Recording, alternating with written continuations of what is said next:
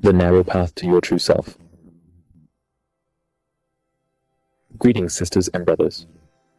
Who am I? That has no weight for the story. For this moment, it's only important to bring you closer to the message of my story. It's a career path that resembles the lives of billions of other people. But it's as unique as every single snowflake that gently falls from the sky. Lost on their way to the ground, searching for their own place on earth. Consequently, a fleeting moment of a unique trace remains in our world. I hope that my story resembles one of those snowflakes in your life, and that my words leave a fleeting trace in your world. A trace you can follow. The thief in the night.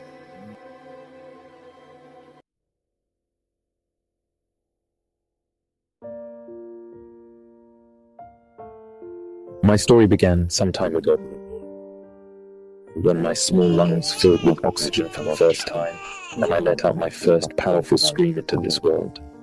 But this is not the part of the story I want to tell. So let's look at the coming years together in fast forward. The years of youth, where in youthful curiosity and discovery, new friendships are found and formed. We can fully feel and make use of our entire energy without limits. A little thing can already bring a great joy. We believe and trust people blindly when they tell us something. You slowly begin to discover yourself, what preferences and dislikes you have, and that you have the freedom to live them. Despite frequent setbacks and failures, we don't give up and continue to bravely follow our path. That we're free to openly, freely, and honestly speak without compulsion, and don't expect or fear any consequences.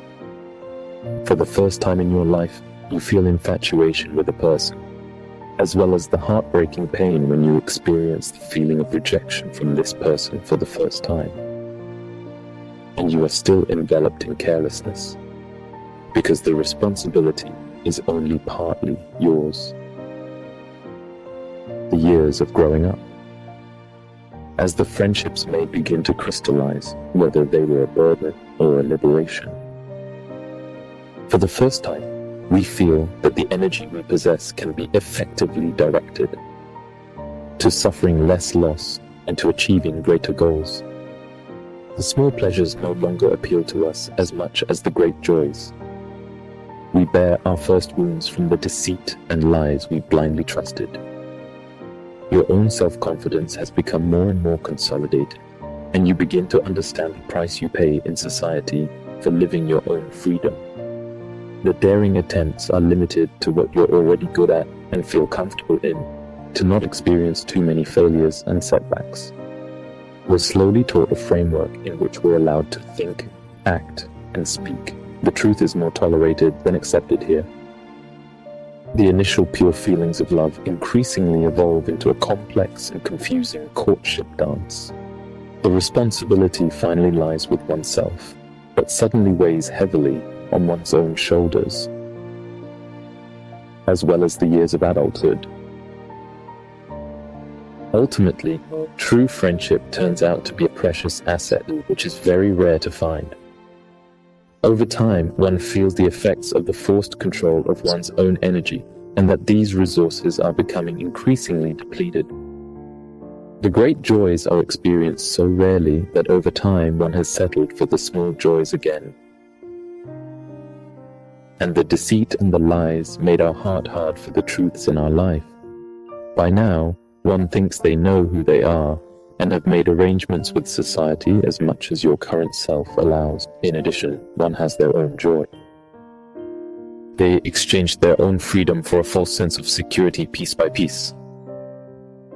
One can hardly bear any more mistakes or setbacks because you've already taken so many defeats, and you must divide the little hope you still possess among the few brave attempts that remain in front of you.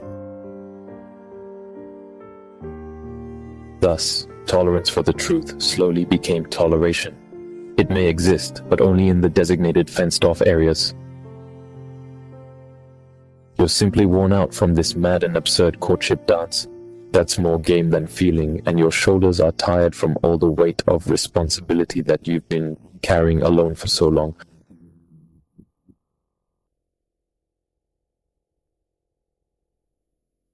Well, I think at this point many could sing a small song about something like this. But I'm not here to throw another song. I'm here to share the knowledge I possess with as many people as possible, just as all the others shared their knowledge with me, to perhaps fill in missing knowledge or raise new questions. Personally, I see it all as a shower of rain information that occurs all over the world. Everyone adds their own drop of knowledge essence to these rain showers. These essences then gather in the seas of the world to ultimately form an unadulterated, conscious sea of knowledge. A sea of knowledge that has always been available to mankind. Only until now it has always been contaminated and cloudy, a place where those who are searching can finally meet those who are long awaited. Therefore, it's certainly not my task to play doctrine here and instruct you, but rather I see my task in learning alongside you in brotherhood. A few words about my motivation before the start of the video. As I grew up in my life, I became more and more fascinated by the concept of consciousness. A concept that seemed so puzzling and mysterious, it immediately captured my interest. An unseen force that could create out of nothing and just as easily make everything disappear into nothingness. I was instantly captivated. So I embarked on a quest to find answers that would satisfy my intellect. I began to explore in religions with spiritual gurus, in quantum physics, in our history, and wherever else there might be interesting information. From all these many answers, I formed my own perspective on the matter. And now, I'd like to share this opinion with you. Many of these answers can be found within. You just need to genuinely start seeking them. Because the questions that haven't yet been asked, their answers have already been given. Or in other words, what you are seeking is also seeking you. You've never really questioned or searched anything until now. But always verify what I say for yourself, better if you are fully conscious. Whether you come to the same conclusion as I do or a different one is up to you. Because I let everyone have their own opinion, just like I'm allowed to keep mine. Because free will prevails supreme. What I mean by that is everyone can shape and form their own life perspective and importantly, are allowed to. Everyone has the right to build their life according to their own wishes and imaginations. Because this is the journey of your life that only you can steer. No one else can embark on this journey for you. Because one of our greatest freedoms lies in how we react to something. And you should do it without restricting or threatening your freedom, or manipulating or influencing your opinion. So, in the end, if you don't share my opinion and views, or even condemn what I stand for, what or who I am, then that's okay with me. Because I don't live for you or for someone else, but I live for myself and my view of the world. Just like you probably live for yourself and your worldview. And that's okay with me. So how about live and let live? With that in mind, if I say something wrong, let's learn from each other together. I can openly admit that I made a mistake. I'm also willing to learn and do my best to improve. Because I'm only human. Therefore, I would be very happy about your understanding. So, enough of the introduction. Now let's get down to business.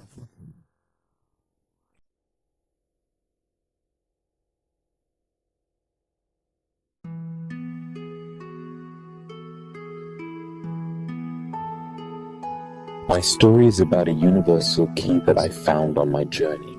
If I were to name it, the key to life and transcendence would be a key of unconditional love, unrestricted freedom, absolute peace, infinite energy, unshakable faith, selfless devotion, and triple success. When I found it, it gave me so much strength and determination that I began to make this video to pass on this key of love, freedom, peace, energy, faith, devotion, and joy to anyone who sincerely seeks it. But what does such a key look like? What material is it made of, and where can one find it? And let alone, how am I supposed to give each person their own key with the same words? A key that looks different for everyone, yet in the end still makes everyone's own door accessible with their own key. Maybe from here we benefit from identifying the material this key is made of. Then we can inspect where to find it. But first, we need to delve deeper into matter and understand what it is. Let's start with our familiar world.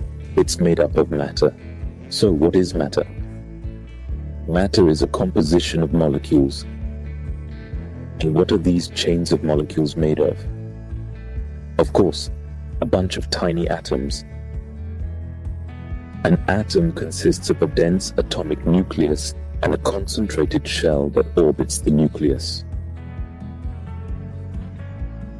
The atom's core contains two particles, protons, positively charged particles, and neutrons, electrically neutral particles. This dense nucleus is orbited by electrons, negatively charged particles, which forms the shell. Essentially, an expanding positive force and simultaneously contracting negative one maintain balance, allowing everything to exist thanks to this trinity. An atom is identified through its protons, using the periodic table because an atom always has as many protons as electrons. For example, if the atom has 8 protons, then it would have 8 neutrons and electrons. That would be an oxygen atom. Or what about a carbon atom? It consists of 6 electrons and respectively 6 neutrons and protons. Just so you know, I have simplified all this greatly because the subject is quite complex and we could get lost into endless discussions if I talked about every detail. I'm trying to focus on what's most important, or rather, what's relevant for this video, because theoretically the carbon atom belongs to the topics. So carbon would be a possible component that falls within this scope. It consists of 6 protons, electrons, and neutrons. You see, there's a lot to discover. How could I mention here that under certain cases an atom can lose or add 1 or more electrons due to external energetic impulses? This is known as ionization, but you should be interested in a detailed explanation in this area. Can you dig into a really exciting topic yourself with a little effort? But here I would like to mention something else that's very interesting. If you were to enlarge 2 atomic nuclei to the size of a pin, the next atomic nucleus would be kilometers away from the other. Despite all this, the atoms manage to keep our world in shape. If you think about it for a moment, it actually means that we exist mainly as a mass of empty space in a vacuum. Over 99% of it consists of empty space volumes. If you were to remove this empty space from a person's body, about 20 micrometers of mass would be left over. It's kind of strange when you know that you're made up entirely of mass empty space, but you don't know what this mass empty space consists of. Yet these forces of the atom only come into play when neutrons can, so to speak, form one with protons. The neutral mass is positively charged, which allows the negatively charged electrons to be attracted to the mass and can be equally repelled and held together by the electromagnetic charge of the expanding and contracting action. Due to these forces, the atom is constantly in motion, thus has a vibration like everything in the world. See Schumann resonance, in which it is proven that our world has its own vibration. And the same